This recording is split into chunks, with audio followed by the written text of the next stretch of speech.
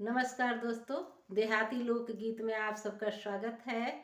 मैं चंदा पांडे आप सबको बहुत सुंदर हंसी मजाक का गीत सुनाने जा रही हूँ। शारदा सिन्हा जी का गाया हुआ गीत है, तो प्लीज़ आप लोग सुने और मेरे चैनल को सब्सक्राइब कर लें, लाइक करें, शेयर करें। गीत अच्छा लगे तो कमेंट करके बताइए। तो चलिए सुनाती हूँ। अरे पटना से बैदा बोलाई दा, नजर आ गई गुइया। पटना से बैदा बोलाई दा, नजर आ गई गुइया। नजर आ गई गुइया, नजर आ गई गुइया।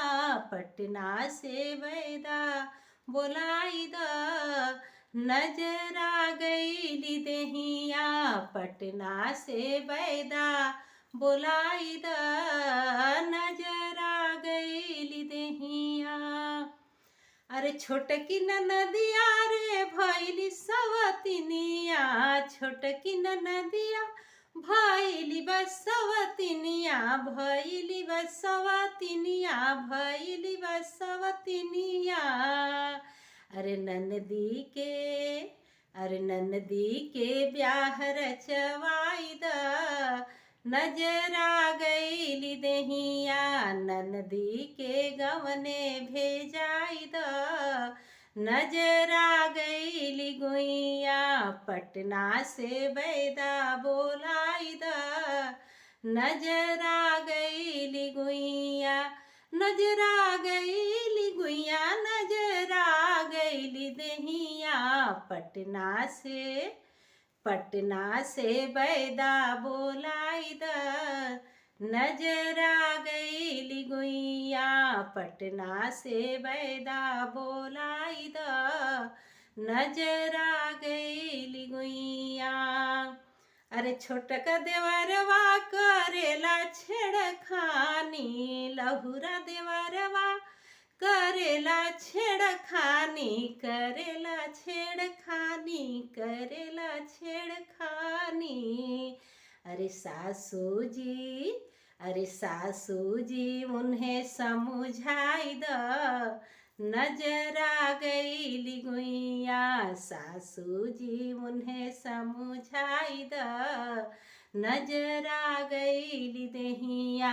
पटना से बैदा बोलाई द, नजर आ गई दहिया। पटना से बैदा बोलाई द, नजर आ गई गुइया।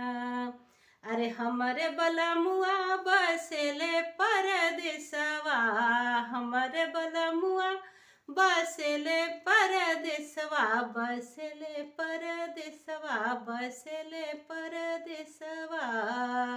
अरे अरे केहू संदेशा भेजवाई द, नजर आ गई दहिया। केहू संदेशा भेजवाई द, नजर आ गई दहिया।